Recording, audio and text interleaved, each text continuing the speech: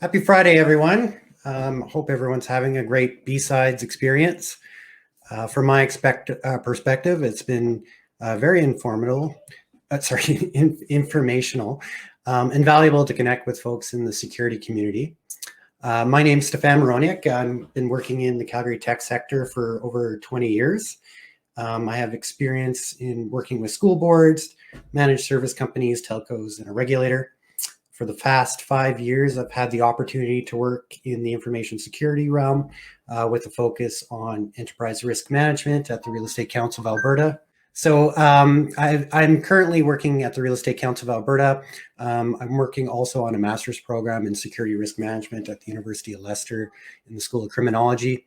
Today's presentation is based on lessons learned from my working experience seeking cybersecurity insurance. And I'll be talking about enterprise risk management.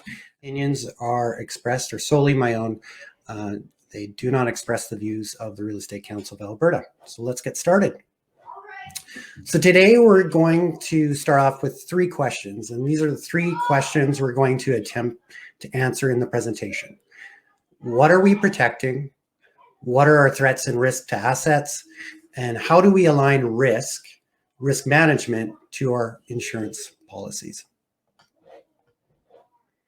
So the first question to answer is, what are we protecting?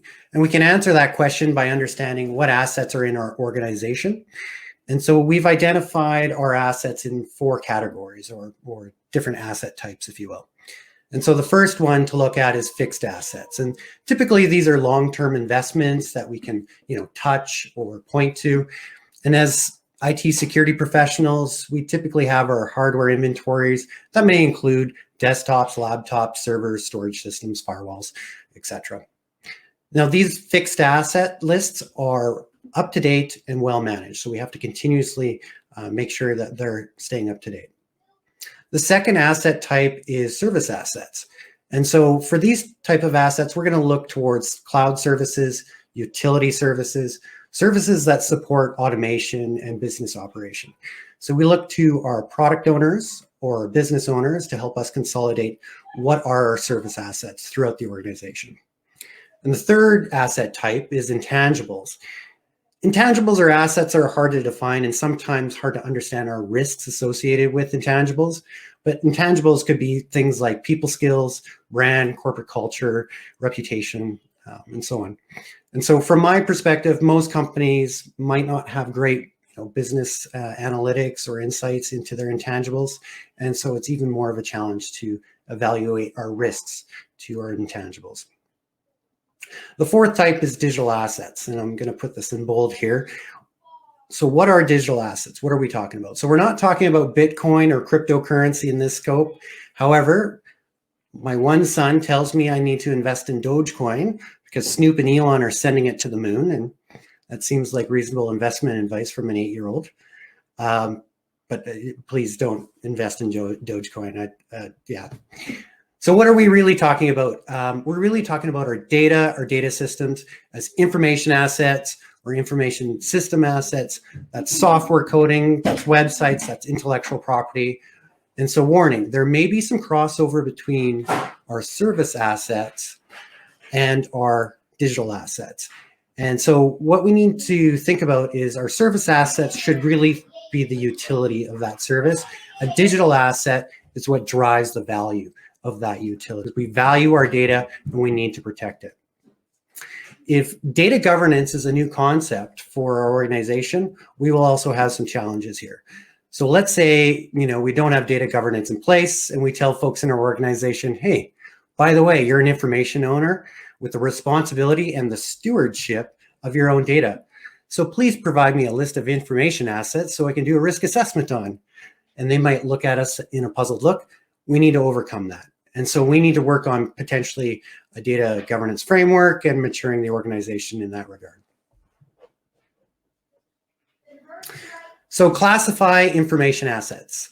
So our goal is to have a centralized information asset inventory for our organization that is defined with good metadata, so good data about data. And we need to understand our assets and what we're protecting.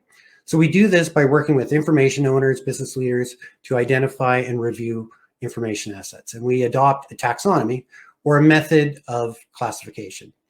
And so once we've assigned a standard method of classification, then we can work with business to understand the sensitivity of that information and start to look at value of the information assets in the organization. And you may be looking at this already going, we have information management, we have records management. I think we're pretty good here. Develop threat lists and discuss and qualify risks.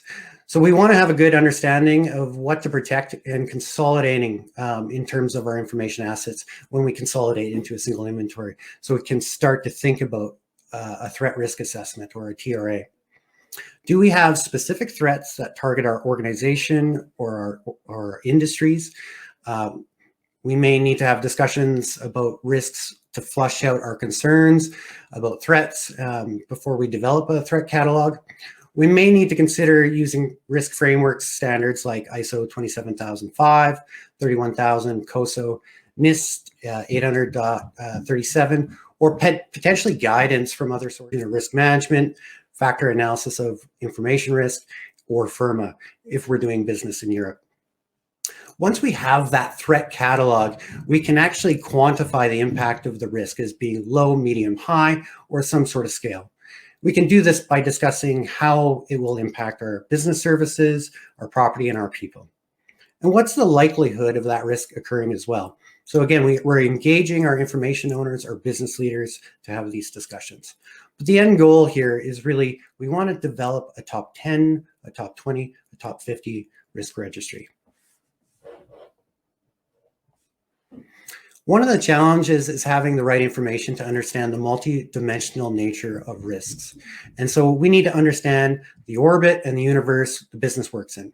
Again, talking to our business leaders in the organization to understand their risk perspective and their risk tolerances. So discussing what if scenarios, better understand our risk exposure with our customers, supply chain partners, and other integration services. We take that information back, and as the risk management team, we discuss the different types of risks that we're expecting. So the first type of risk we're expecting is to have direct negative outcomes, and they typically are the ones that we're going to discuss about when it comes to cyber insurance. The second one is control or uncertainty risks. So with uncertainty, there's going to be some uncertainty with operations, projects, programs within the organization. The third is compliance. Do we have regulatory risks with compliance to do business? Maybe we need to follow a certain type of legislation. We might need to have a regulatory requirement to be insured.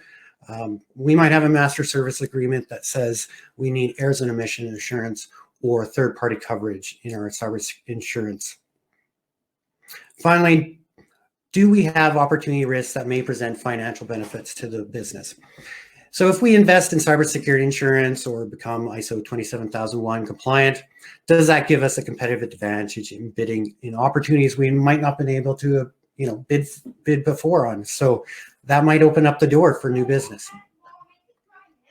So the enterprise risk team should manage uncertainty risks, mitigate hazard risks, and minimize compliance risk.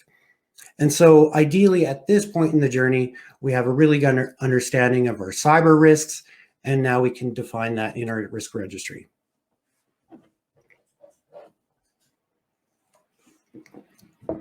Now, as security professionals, we can apply risk calculations that we learned from the CISSP study guides that I've referenced below. Asset values may be based on annual revenues or net present value, EBITDA, some form of parametric estimating. But once we have that asset value, we can apply a threat or a hazard from our threat catalog to determine the risk exposure value based on impact and likelihood. So for example one, we're going to talk about extreme weather. So we have an asset value of $1 million. And then we run it over with extreme weather. And that could be a blizzard, flood, thunderstorm, whatever the case is. We estimate the negative impact of that threat to the value of that asset. And in our case, we see an exposure value of 20%. And that reduces the asset value by 20%. So we've reduced it by 20%. That gives us a single loss expectancy of 200,000 on that risk. Then we estimate that extreme weather in this particular location, and we figured out, the different controls, is 1 in 10 year type risk. So the annual rate of occurrence is 10%. Then our annual loss expectancy is $20,000. Okay, so $20,000 for an ALE on an asset that's worth $1 million, we can chalk that one up as an acceptable risk. In our second example, we're going to talk about a major cyber breach. So we take that same $1 million asset and we run it over with a major cyber breach. And that could be ransomware, data exfiltration, whatever. And let's say the exposure value is 50%. So that gives us a single loss exposure of $500,000. And then we estimate, based on our what if scenarios, that this event will occur every year. So our annual rate of occurrence is now 100%. And so our annual loss expectancy is $500,000, half the value of the original asset, right here. Oh no, what do we do with that? I mean, we probably need to prioritize this risk. In fact, we might sell off the asset to avoid the risk altogether if we can't find a mitigating solution. Or maybe we do find a solution to reduce that risk using a new security control to reduce the exposure value, which is our impact, or the annual rate of occurrence, which is our likelihood. And let's say we're evaluating an intrusion detection system or an IDS. We estimate that we can reduce our exposure value from 50% down to 20%. So now we're at 200,000 for our single loss expectancy. And then we estimate that that threat will happen 1 in 5 years now that we've included an IDS. So our ARO is now 20%, so going down from 100% down to 20%. This reduces our annual loss expectancy to $40,000. Now we can look towards our safeguard value at the top here. And we look at the annual loss expectancy in the first scenario, that 500,000. And then we look at the second scenario, annual loss expectancy at 40,000, minus the actual cost of the IDS, the intrusion detection system. And it's a fancy one, so it's $100,000. So we calculate the safeguard value at $380,000. And looking at that, you think, wow, the value of that IDS is almost 4x. So, and we're mitigating a fairly big risk here. So we buy the IDS, I guess, in that one. So to conclude here, now you might be thinking in the presentation, did this guy just do a math lesson on a Friday afternoon at B-Sides? Yes, I did. And I have a very good reason, because I will take that risk every single time for my colleagues that report into CFOs or senior accountants where financial analysis actually matters. And we need to justify that firewall, storage system, EDR, FIM, IDS, IPS, SIM, SOAR, whatever, to make sure that we get our security control. And I hope that it's helpful for those folks. A financial analysis like this can be overwhelming for many businesses, and especially if there's a lot of assets that are identified, a lot of different asset values. We may need to consider partnering with an external auditing firm if we need to demonstrate this type of analysis to senior leadership, the board, or the audit committee. Slide 8, we made it. So let's go shopping for cybersecurity.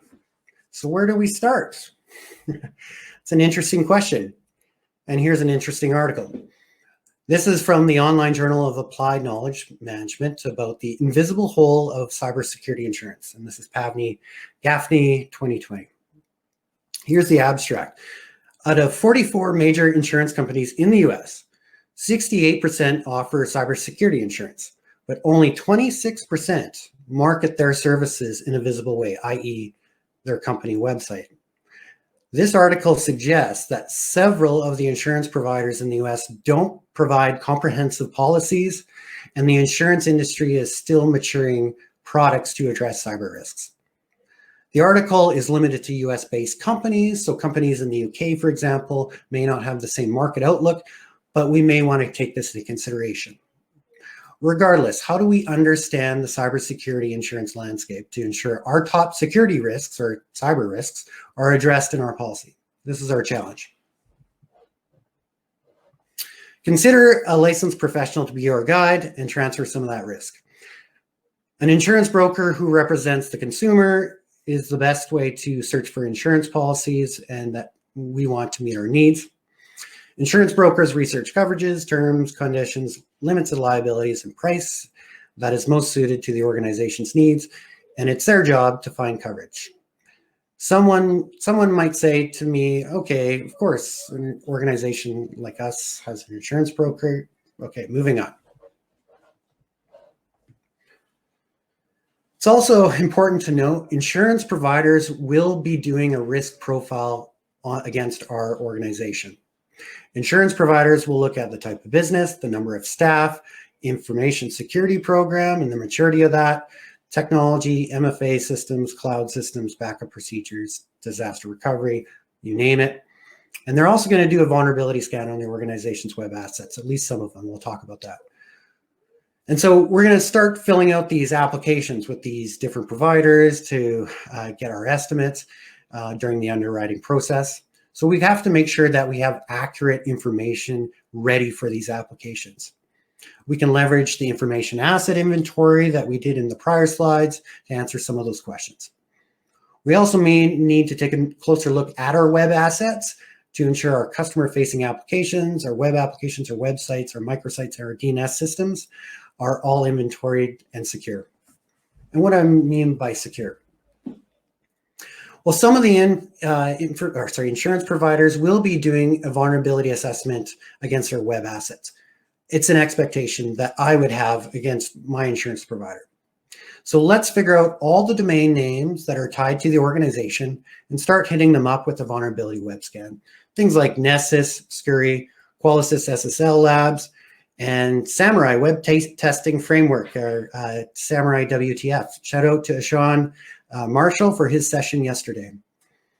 There's other vulnerability web scanning tools that we can potentially use here as well. We should be doing this anyways as a regular basis as part of our information security program, and we want to limit weak ciphers, weak authentication systems, security headers, and hardened public-facing DNS records, maybe using DMARC or SPF.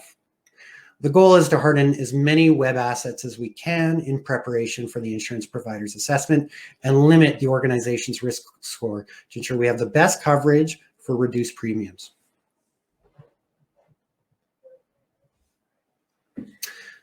So comparing insurance policies.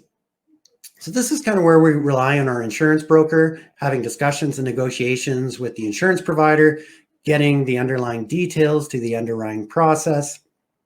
And so we want to talk to our insurance broker about our expectations that we have for the insurance policy. You know, what are the annual premiums? What are the breach response services? What is the retention or the deductible that goes with those coverages? What's the policy aggregate or the limit of liability? And again, figuring out what are those different coverage services when it comes to first party, third party, and Ecrimes. So just a note on Ecrimes. So Ecrimes are different from cyber. Ecrimes are carried out on people carried out on a person through other means like social engineering. So a person receiving a call from the bad actor impersonating the CFO. That's an example of an e-crime. Another example is the bad actor impersonates a personnel from the bank that the business invests with. The bad actor contacts the fund transfer administrator, aka accounting, and convinces them to activate a computer link back to steal credentials or impersonate an authenticated session. This event allows the bad actor to contact the real bank and pretend to be the funds transfer administrator and have a wire transfer issued that ends up on an offshore bank, resulting in, let's say, a $300,000 loss. Cyber coverages are purely digital means for the attack vector. As security professionals, these are typically the type of risks that we're familiar with, like true cyber crimes. An example of a cybercrime or a cyber event is an HR manager inadvertently installs malware that facilitates a data exfiltration attack of financial information and personal identifiable information, or PII. The company provided written notification to all affected parties and provided 2 years of complimentary credit monitoring and engaged public relations firm to assist them with the talking points and the brand management on social media. So how do we categorize phishing? That's an interesting question. It depends. We all know phishing uses social engineering, so it must be an e-crime. Well, it matters what the intention is of the bad actor, and more specifically, the outcome of a successful attack. In the world of insurance, phishing that leads to loss of funds or fraudulent funds transfer is likely considered an e-crime, like business email compromise. Vishing or voice phishing, where the victim is tricked into giving their credentials or over the phone, probably is likely an e-crime as well. Phishing that leads to compromised network security, data loss, or potentially a ransomware attack is more cyber in nature. So that falls on the cyber side of the house when you're looking at insurance coverage. So according to Identity Management Institute, 90% of all cyber attacks are successfully executed with credentials stolen or socially engineered attacks from employees. And that's why security awareness training for our employees is so important. How are we doing for time here? Oh, we're doing pretty good. So ask your insurance broker about the different types of coverages and services for cyber insurance policies. Get a little bit more familiar with the different types of services that the different providers provide. Consider a matrix of coverages and services for evaluating the providers. Our insurance broker categorized the coverages based on first party, third party, and e-crimes, and gave us a rundown of kind of the different type of coverages for the different type of risks that we were trying to mitigate. And again, based on our risk registry and our risk priorities, we can better understand the coverages and relate that to the different risk coverages. So, and that really matters to our executive to make sure that our ERM program is covered off in our insurance policy. Incident response considerations. So we need to prepare ourselves on how we answer questions from the insurance company during a breach. We need to be very careful with our words and how we direct the insurance company during the breach. So if we're not careful, we may detract value from our insurance coverage, because in the midst of a breach, when things are hot, when we're dealing with a lot of stress, we may say something that may not be 100% true or legally true. Or we may not even be authorized to answer or respond to that question. So this is where the executive team or the senior management team should have a communication plan, and the resources should be available in case we need to escalate a decision or a response from the insurance provider. Is a cybersecurity coach or advisor important to the organization? For many small to medium businesses, a cyber coach could be very important. And that person could help us and coach us and guide us through the incident response. And that could be part of our incident response. However, some information security teams that may be a bit more mature, working on containing an incident and adding a new personnel from the insurance provider will likely slow us down and on achieving our objectives. So maybe during the reporting phase of our incident response makes a bit more sense. Ultimately, it's important to have playbooks and repeatable processes to deal with our top cybersecurity risks. And so that leads us to the question, when do we get insurance involved in the breach process? Are we going to pay a ransom as well? That's an important question to ask our leaders is, in the event of a ransomware, do we pay the ransom? And what are our risks if we do pay the ransom or if we don't pay the ransom?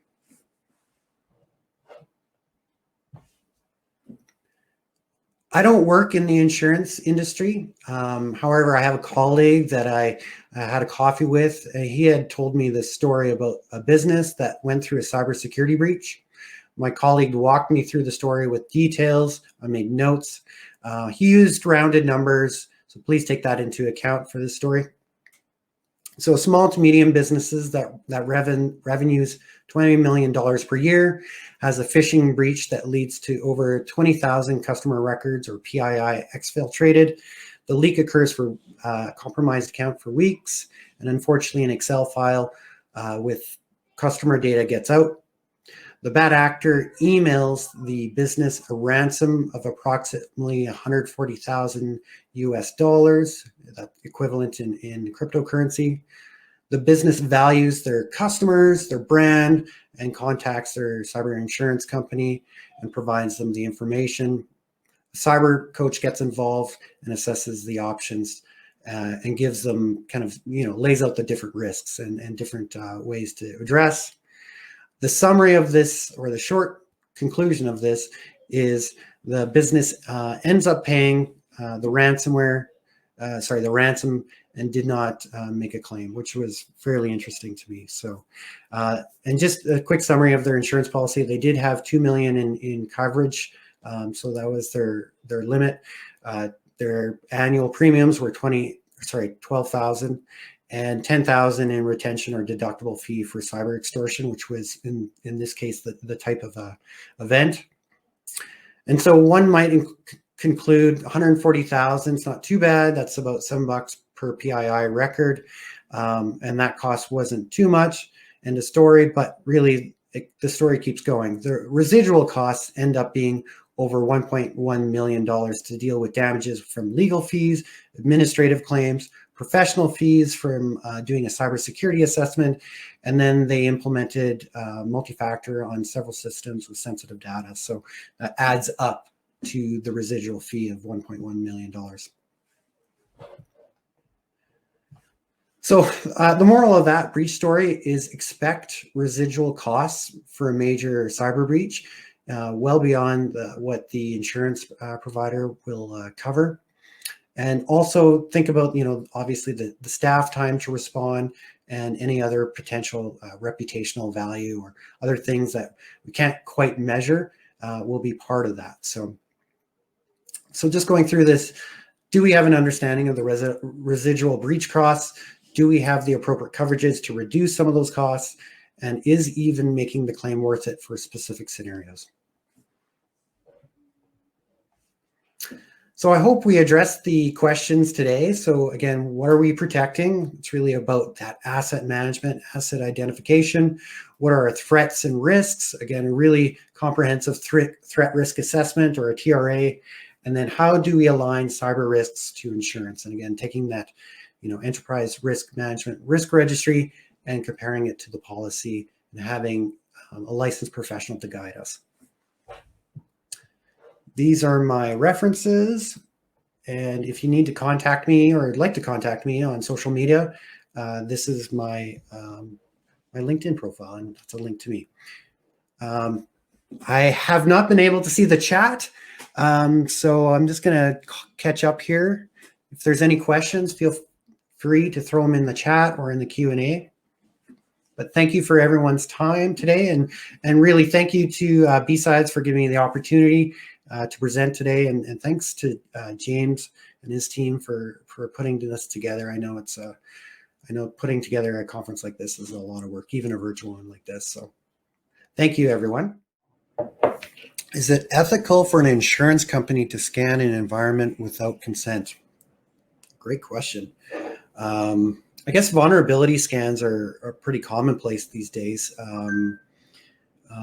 It's an interesting question because we use a third-party risk tool at the Real Estate Council of Alberta to do vulnerability scans on the web. So this is customer facing, internet facing, of our different suppliers to get a sense of where they're at with their web assets. And so we actually provide them with a report of their exposures. So I guess the answer is I think it's pretty commonplace to have vulnerability scans on the web. I wouldn't consider it unethical, but I don't see a point for an insurance provider not to consent to that. And to be honest, I would rather them not tell me about it and then send me a report if there was any major exposure. So I hope that answered your question. I guess our experience is just make sure that you harden your web assets and get ready for it, because I think the insurance providers that are more sophisticated will scan you. So get ready for it.